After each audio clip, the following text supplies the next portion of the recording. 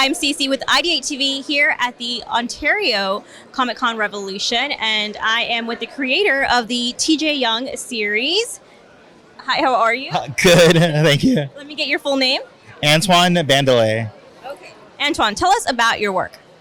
My most popular series, TJ Young, is a young adult series, very similar to Percy Jackson, Harry Potter. But instead of it being the Greek gods, it's the West African Orishas, which are spirit-based deities. Okay, wow, that is a very interesting concept. How did you come up with having it be the Greek gods?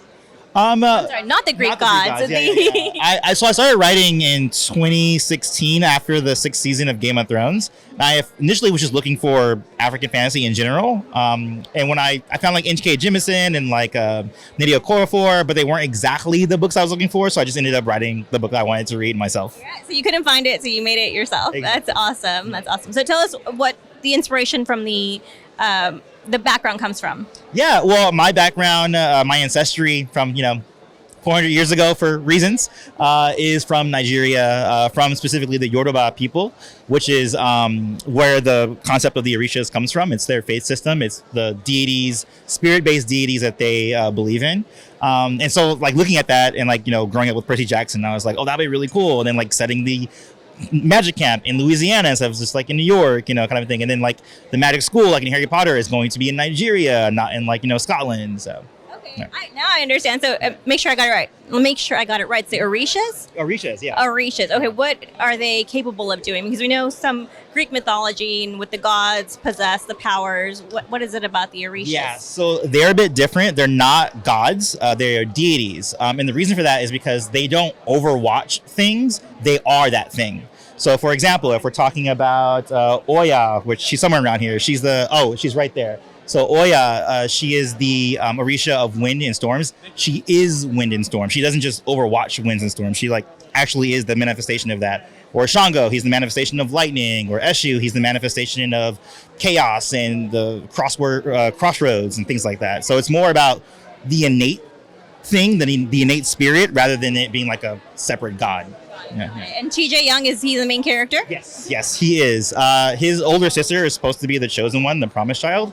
But then she sort of dies at the beginning, and then the oracles are like, oh, sorry, we kind of got that wrong. Is there anyone else or whatever? And TJ's like, you guys overlooked me. I'm the middle child. I've never had magic my whole life. That's because it's kind of an analogy to children who are neurodivergent, but he's neurodivergent in his magic.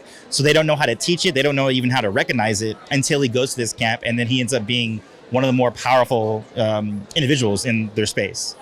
So you really fleshed out this character. Was it based on, was it inspired by anyone? Somewhat inspired by this company I used to work for. So I was an editor for a Nigerian film called Ashe. And in that's how I got introduced to the Orishas even existing. So through that, I learned through them and learned through some Babalawos who are the priests in this faith system. I just went from there. Mm-hmm. Yeah, well, I love the concept. Why do you recommend kids pick it up? It's geared toward kids, young adults? Yeah. It starts off as upper middle grade, but as it progresses, like the second book is more solidly YA, the third is definitely YA, and then it gets to deeper YA themes. So it's a coming of age story. It's also currently optioned for a motion picture. The screenplay is due for it this August. I'm not sure when this comes out, but August of 2025 is when the screenplay is supposed to be due. How does that feel? Pretty cool. It's definitely a fickle industry. They take a while to get things because this option has been around since 2022. Wow. Yeah. It's been a labor of love. And then of course the SAG strike and the writer strike that pushed it back too. So it's been a journey, to get there. Sounds like it. So you have your own journey with this character and with this book as well. And it's a series. It's a series, yes. Yes, a series. How many books do you get?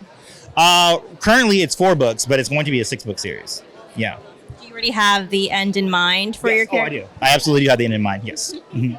Is it going to be a good ride to get there? It's an epic one. It gets very cosmic, I'll say that. Yeah. Awesome. So why would you recommend kids pick up your books?